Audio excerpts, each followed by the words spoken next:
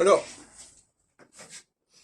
il m'arrive de tomber sur Radio Classique, et je dois avouer, ou même quand on allait dans des concerts, je trouve ça assez déprimant, finalement. Déprimant et décadent.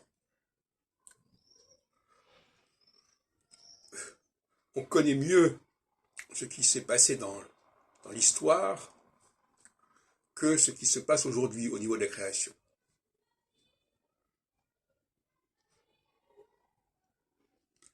Le seul cas, le cinéma est un cas à part, quelque part. Alors on peut aller dans les cinémathèques, bien sûr, mais enfin, on voit aussi des films qui viennent de sortir. Beaucoup plus qu'on n'assiste à des représentations musicales contemporaines et présentes, et en train de se faire.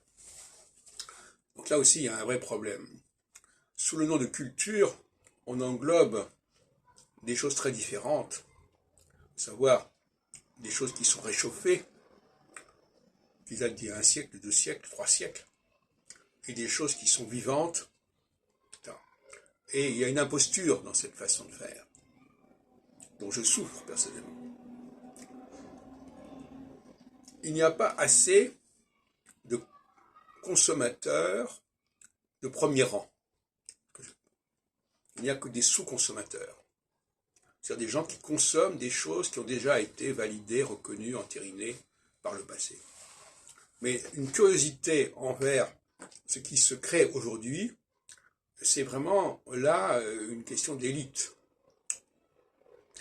Et les femmes ont un rôle à jouer très important dans cette sélection de la production contemporaine. Et elles ne le jouent pas suffisamment, je dois avouer.